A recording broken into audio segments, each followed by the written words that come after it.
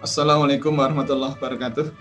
Alhamdulillahi rabbil alamin waladzi arsala rasulahu bil huda wa dinil haqq lidruhu wa ladini kullih wa kafa billahi syahida. Asyhadu an la ilaha illallah wa asyhadu anna Muhammadar Rasulullah. Allahumma shalli wa sallim wa barik ala sayyidina Muhammadin wa ala alihi wa sahbihi ajmain. Ibu, Bapak, masyaallah muslimin yang dirahmati Allah Subhanahu wa taala, 1-2 hari terakhir ini masyarakat muslim disibukkan dengan polemik dan pertanyaan terkait fatwa MUI nomor 14 tahun 2021 mengenai vaksin AstraZeneca yang difatwakan haram tapi boleh. Nah, izinkan kami turut untuk memberikan tanggapan terkait dengan masalah ini. Yang pertama, polemik tentang penggunaan bahan turunan babi seperti tripsin dan gelatin babi ini memang sudah agak lama gitu. Nah, para ulama dari mazhab Syafi'iyah berpendapat bahwa penggunaan bahan turunan dari babi termasuk tripsin sebagai katalisator maupun gelatin sekiranya juga dipakai itu tidak boleh kecuali darurat. Jadi para ulama dari mazhab Syafi'iyah di Indonesia, Malaysia, Filipina, Thailand, di Asia Tenggara berpendapat bahwa produk-produk olahan atau turunan dari babi tidak boleh ditambahkan pada vaksin kecuali darurat. Nah, rujukannya adalah Quran surat Al-Baqarah ayat 173. Nah, ini berbeda dengan pendapat para ulama dari mazhab Hambaliyah dan Hanafiyah. Para ulama dari mazhab Hambaliyah yang banyak berada di Saudi Arabia, kemudian Uni Emirat Arab, juga di Libya, Suriah, dan sekitarnya, dan juga para ulama dari mazhab Hanafiyah yang banyak ada di IPB, di India, Pakistan, Bangladesh, berpendapat bahwa penggunaan tripsin babi dan gelatin babi pada vaksin itu tidak boleh. Hukumnya adalah boleh, boleh. Kenapa boleh? Karena para ulama dari mazhab Hambaliyah dan Hanafiyah menggunakan kaidah fikih istihalah dan istihlak. Istihalah itu adalah berubahnya hukum sesuatu karena telah berubah tabiat atau karakter. Yang namanya tripsin babi itu sudah sangat berbeda dengan daging babi dan memiliki karakter sifat yang sangat berbeda dengan daging babi. Apalagi di akhir proses tripsinnya sudah tidak terlacak lagi. Kemudian gelatin babi juga begitu, sudah sangat berbeda dengan yang namanya daging babi. Nah, karena sudah sangat berbeda, maka dengan kaidah istihalah, maka para ulama di Saudi Arabia dan sekitarnya tidak mempermasalahkan penggunaan tripsin babi ini. Itulah sebabnya kenapa para ulama di Mekah sekarang ini, Mekah vaksinasi juga menggunakan AstraZeneca. Dan info kami peroleh tadi pagi dari salah seorang anggota WA Group ala kelas Fakultas Tenaga UGM yang tinggal di Mekah dan menginformasikan tadi pagi anak-anak divaksin AstraZeneca. Kemudian istihlak. Istihlak itu apa? Istihlak adalah bercampurnya produk atau bahan yang haram dan najis yang sangat sedikit dengan benda suci dan halal yang jumlahnya sangat banyak. Maka kemudian hilang sifat haram dan najisnya. Contohnya misalnya ada babi kan jelas haram dan najis, tapi kemudian dibuang ke laut, hancur, kemudian kena ombak dan lain-lain hancur, kemudian air laut di situ menjadi suci dan halal. Garam yang dibuat juga suci dan halal. Contoh lain yang barangkali lebih mudah adalah kita berenang di kolam renang. Airnya sejuk. Kemudian setelah kita agak lelah, kita diam sebentar, kita bersandar di dinding kolam renang, kemudian tiba-tiba pinggang ke bawah itu hangat. Artinya kita kencing pipis. Pipis atau urin itu kan najis dan haram. Tetapi manakala dia bercampur dengan air yang sangat banyak, maka hilang sifat najis dan haramnya. Maka ketika kita berenang lagi, kemudian sambil menyelam minum air, itu nggak ada masalah, tidak haram. Tapi boleh. Itu. Nah, kemudian yang kedua, tripsin babi ini tuh apa sebenarnya? Tidak semua proses pembuatan vaksin menggunakan tripsin babi, tidak. Hanya beberapa saja. Nah, kalau kemudian para ulama dari MUI ketika berbasis dokumen ngecek ya ternyata dalam pembuatan AstraZeneca di SK Bioscience di Andong, Korea Selatan ini ternyata dituliskan di situ digunakan tripsin babi. Maka sebenarnya begini, Ibu Bapak, dalam proses pembuatan vaksin itu melibatkan 2 proses. Yang pertama adalah proses persiapan media. Yang kedua adalah proses pembiayaan vaksin. Nah, di tahap yang pertama, persiapan media, itu memang ada beberapa jenis vaksin yang digunakan tripsin babi. Nah, kenapa biokatalis yang dipakai adalah tripsin babi? Karena yang paling cocok adalah itu. Yang lain tidak. Nah, maka kemudian gunakanlah itu. Tetapi kemudian di akhir tahap pertama tadi, persiapan media, ya. Jadi tahap pertama adalah persiapan media, maka agar reaksi berjalan lebih cepat, maka digunakanlah tripsin babi tadi itu.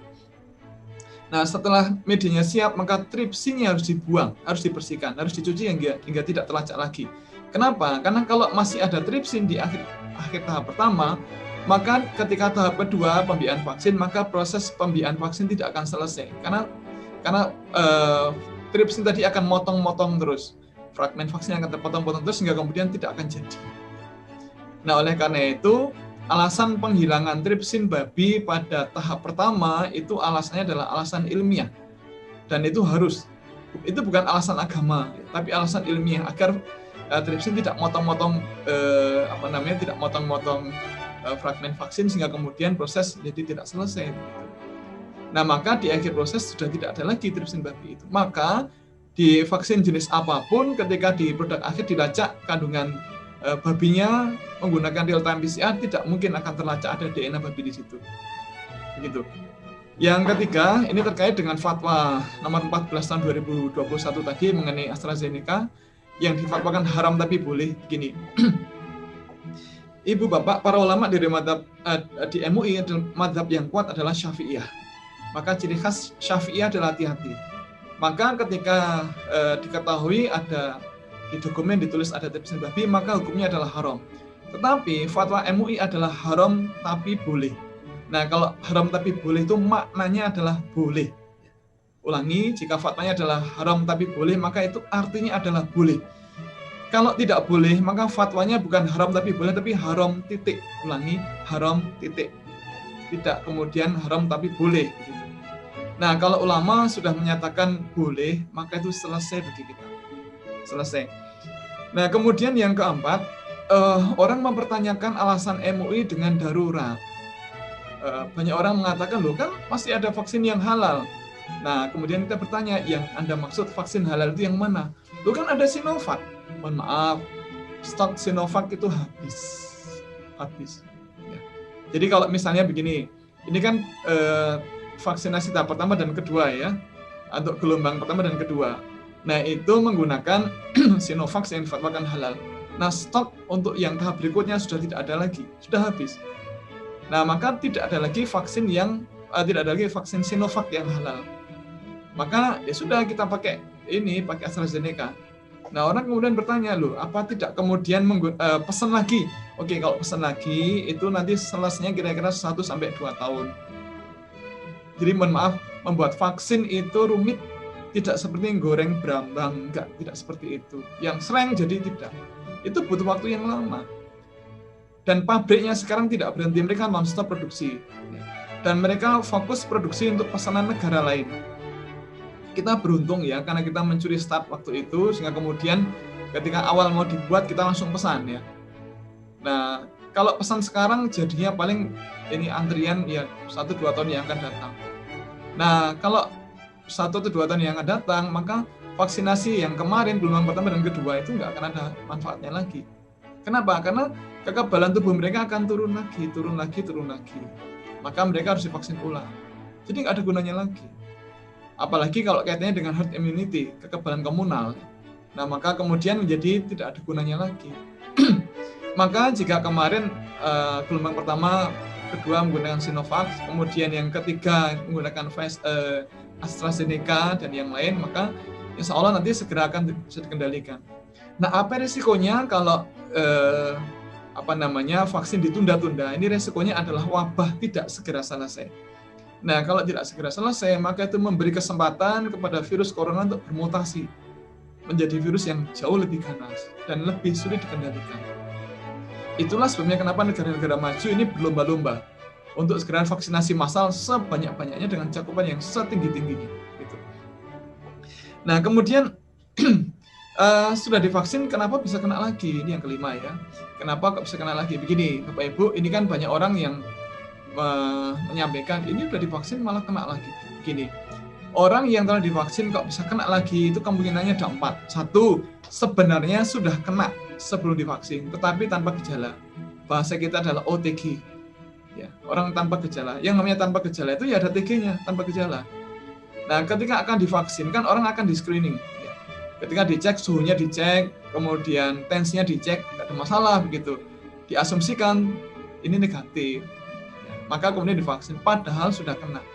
Itu kemungkinan pertama. Kemungkinan kedua adalah sudah divaksin, kemudian kena setelah divaksin. Kenanya bukan dari vaksinnya, tapi dari yang lain. Maaf, ketika disuntik vaksin, itu kekebalan tidak kemudian langsung celing, naik langsung jadi sangat tinggi, tidak.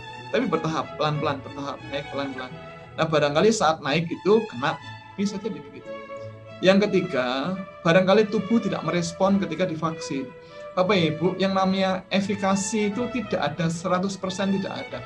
Vaksin ini buatan manusia, bukan buatan Allah yang sempurna. Ini buatan manusia. Maka tidak ada vaksin yang efikasinya 100%. Maka kalau orang jutaan divaksin, kemudian ada 1-2 yang kemudian kena lagi, itu wajar. Ya kita berdoa mudah-mudahan itu bukan kita. Tetapi Bapak Ibu, vaksin itu seperti payung.